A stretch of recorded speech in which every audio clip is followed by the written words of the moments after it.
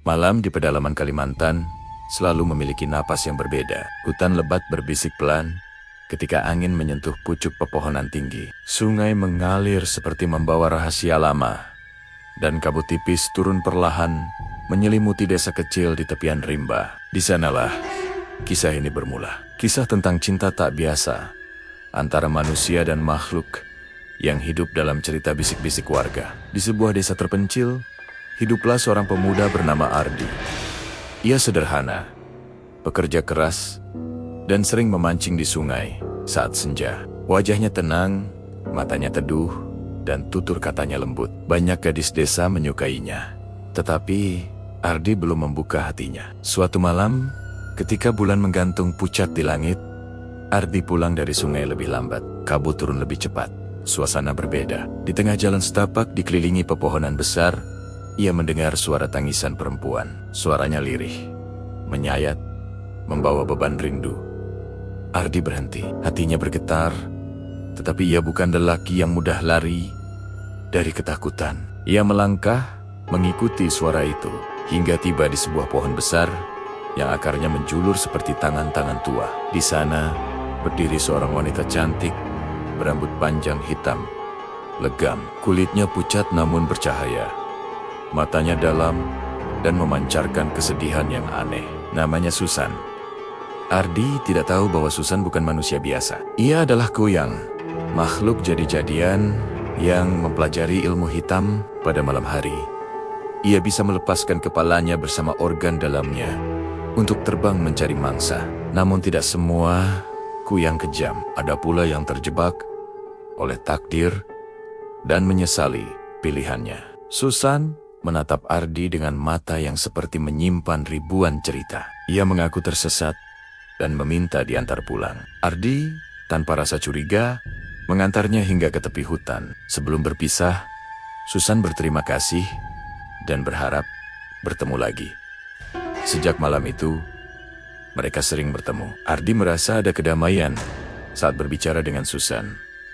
Ia tidak pernah merasa takut. Bahkan ketika warga mulai membicarakan kemunculan kuyang di desa mereka, Ardi tetap yakin bahwa Susan berbeda. Namun tidak semua orang senang melihat kedekatan itu. Di desa yang sama, ada seorang lelaki bernama Ryan yang menyukai Santik. Santik cantik, tapi hatinya dipenuhi iri dan ambisi. Ketika ia melihat Ardi semakin dekat dengan sosok perempuan misterius, hatinya dipenuhi cemburu. Ia takut Ardi menjadi pusat perhatian dan membuat Ryan merasa kalah.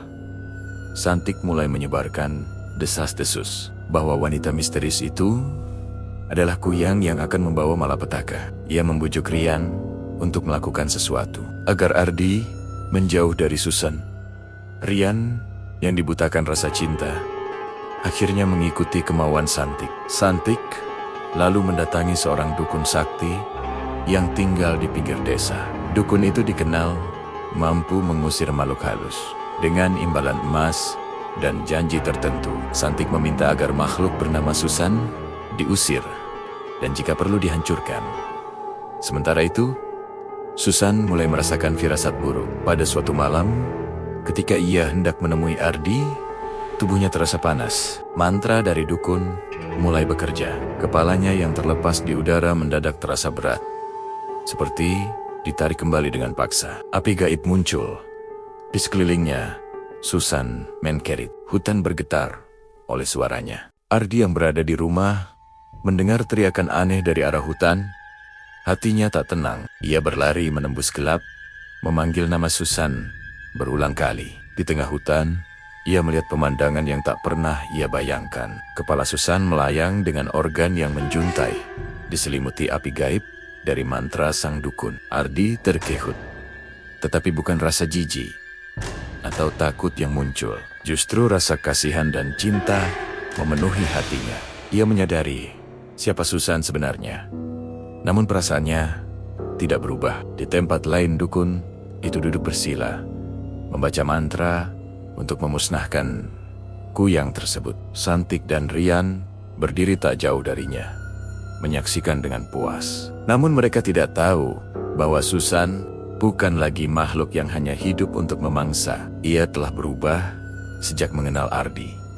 Cinta membuatnya menolak naluri gelapnya. Dan cinta pula yang memberinya kekuatan melawan. Dengan sisa tenaga, Susan melawan energi mantra itu. Api gaib berbalik arah.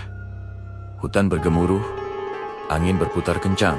Dukun terkejut karena makhluk yang ia kira lemah ternyata memiliki kekuatan besar karena didorong oleh perasaan tulus. Ardi berdiri di bawah pohon besar, memohon agar semua berhenti.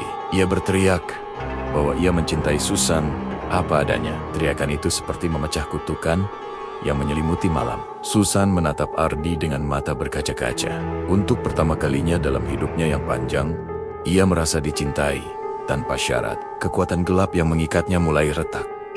Pertarungan energi antara Susan dan dukun memuncak. Cahaya putih muncul dari tubuh Susan, bercampur dengan aura gelap yang perlahan memudar. Ia menjerit sekali lagi, bukan karena sakit, melainkan karena melepaskan ikatan ilmu hitam. Dukun terpental ke belakang.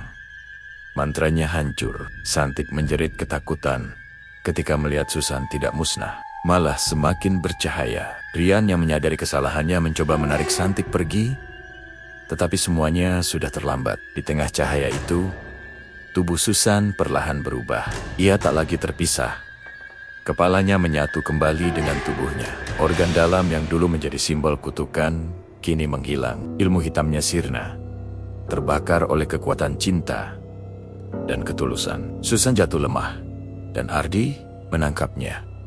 Hutan kembali sunyi. Kabut perlahan turun, seperti menutup rahasia malam itu. Keesokan paginya, warga menemukan dukun dalam keadaan tak sadarkan diri. Ia mengaku ilmunya telah kalah oleh kekuatan yang lebih besar. Santik menjadi bahan pembicaraan warga karena niat jahatnya terbongkar. Rian menyadari bahwa cinta yang dipenuhi kecemburuan hanya akan membawa kehancuran. Susan kini bukan lagi kuyang. Ia menjadi manusia biasa, tetapi harus meninggalkan desa agar tidak menimbulkan ketakutan baru. Ardi memilih ikut bersamanya, meninggalkan kampung halaman demi hidup baru. Sebelum pergi, Susan menatap hutan Kalimantan untuk terakhir kalinya. Ia berjanji dalam hati bahwa tidak akan ada lagi darah atau teror yang keluar dari namanya. Ia ingin dikenang bukan sebagai kuyang, melainkan sebagai perempuan yang pernah jatuh cinta dan berjuang